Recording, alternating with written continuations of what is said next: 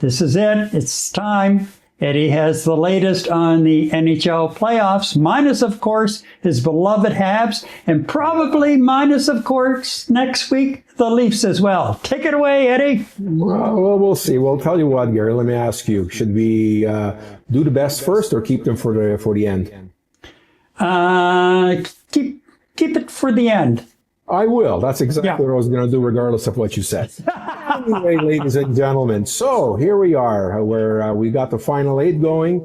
Way back when in episode 4, we talked about who are the final 4 teams that are going to be entering the divisional finals. I said the Edmonton Oilers. I said the Edmonton Oilers. I said the Dallas Stars.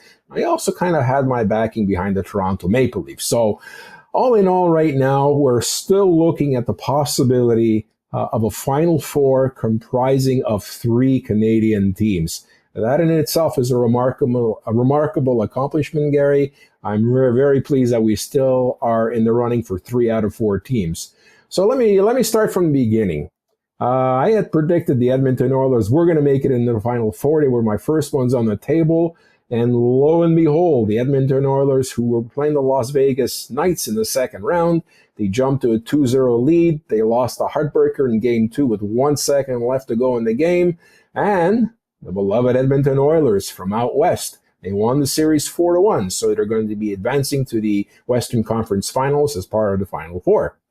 Last week, we talked about a couple of weeks ago, we talked about the Winnipeg Jets' miraculous comeback and winning in double overtime. Well, the Winnipeg Jets are playing one of my picks for the Final 4, being the Dallas Stars. The Jets lost the first game, and they came back and tied the second game. They won the second game, tied the series, and they won with a resounding 4-0 win. Well, guess what happened? They lost the next 2, and the Stars took a 3-1 game lead. And the Winnipeg Jets faced elimination, so they had to win their last 2. And, Game 5 was won last night, and they won 4-0. So they got to win 2 more, and it's going to come down to their goaltending. Connor Hellebuyck, who was MVP nominee for best goaltender in the league, he's been struggling on the road. He's not winning very many, but he's pretty much won most of his games playing in Winnipeg. So Game 6 is going to be held in Dallas, and hopefully there will be a Game 7 back in Winnipeg. Over with American teams, the Washington Capitals that beat my beloved Montreal Canadiens. After beating the beloved Montreal Canadiens, I would have hoped there would have been a better showing against the Carolina Hurricanes. Alex Ovechkin and the Washington Capitals succumbed to the Carolina Hurricanes 4-1. So Carolina advances to the Final 4, which was not one of my initial picks. And the interesting thing about Carolina, there are no superstars, there are no superstars, but an entire team of just hardworking hockey players. They beat the high-powered, high-octane Washington Capitals. Congratulations to them. And well, Gary, Toronto Maple Leafs, after convincing win over the Ottawa Senators, played the Florida Panthers. Best for last, Gary. So the Montreal Maple Leafs, to your chagrin, took a 2-0 lead over the defending Stanley Cup champions, the Florida Panthers. The Montreal Maple Leafs. I told you this was all going to be based on the core 4, which take up 60 to 70% of the entire Maple Leaf payroll on the ice. that they cannot wither and disappear when the big boys come out to play. Guess what happened? The core four have disappeared in the last 3 games. All right? The series is now 3-2 Florida. The Maple Leafs play tonight. Just to give you an idea of what these 3 straight losses meant here. In the last 5 games, the core four scored 5 goals in the first 2 games, which gave them that 2-0 lead. In the last 3 games, they've scored just 2 goals. 2 goals, Gary. So somehow the Dallas Stars have either A, figured the core four out, B, the big boys are pushing the core four around. And as a matter of fact, there was an Amber Alert issued this morning, Gary. It was for Austin Matthews. Nobody can find where Austin Matthews is. He's nowhere to be found on the ice on the score sheet, and they have absolutely no idea where he is, and they're hoping he's going to show up for the game tonight.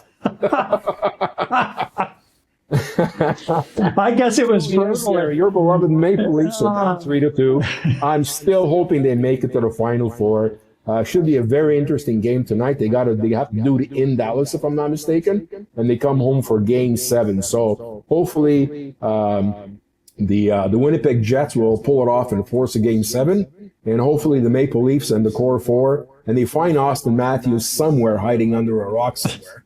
Hopefully they'll find him and be able to actually produce as the Leafs captain on the ice. And I'll tell you what. You look at the disparity between captains. I mean, you look at Austin Matthews of the Maple Leafs, and you look at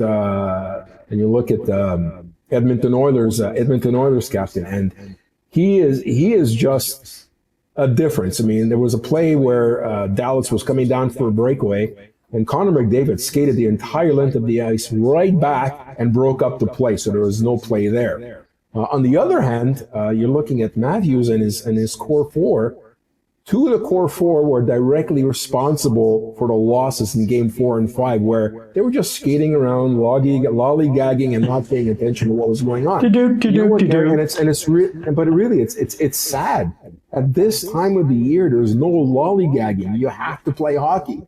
Hockey is not like football where you play for 5 seconds and maybe catch a ball every 10 minutes if you're lucky, or touch the ball. It's constant. You're on the ice full throttle for 30 to 45 seconds. You cannot give up because you end up paying for it. And unfortunately, 2 of the core four are directly responsible for the game-winning goals against Dallas. So at the end of the day, I'm still very hopeful that we'll have 3 Canadian teams out of 4 playing in the Final Four.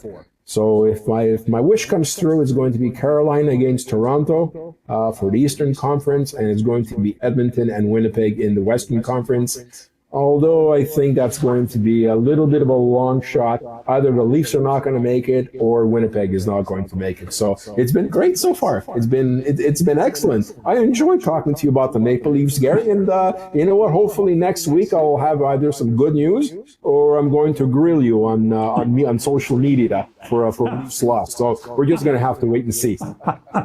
Well, I'll tell you. Apparently, at Scotiabank Center for the last game. People were leaving early, and a lot of fans were throwing their jerseys on the ice as they were leaving, like total disgust. If I'm paying $1,000 a seat or $1,000 for a couple of seats, you know what? I'd be there after the final whistle to get my money's worth. Exactly. Literally leaving. It was like 15 minutes left to go in the game.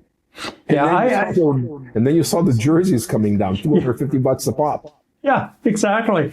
That's total. I mean, that's a new level of frustration.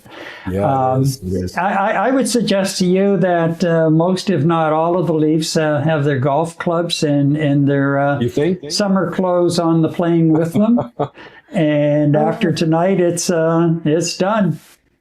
Oh, really? Yeah. I am not holding out any hope. They have not been there the last 3 games. I think they lost 2 of the games by shutouts, if I'm not mistaken. They just haven't. The guys who expect to be there were not there. the muckers, the grinders are playing their hearts out, and I just feel bad for those guys. Yeah. I feel bad for the other 30 to 40% of payroll. These guys are showing up to play hockey, and then some guys are just not showing up. So Yeah, it's too bad. exactly. I hope they turn it around, starting with Captain Matthews. And you know what? If they win Game 6, you never know what happens in Game 7. So as soon as you and I are done here, I'm going to turn on the television and have a look, see what's going on.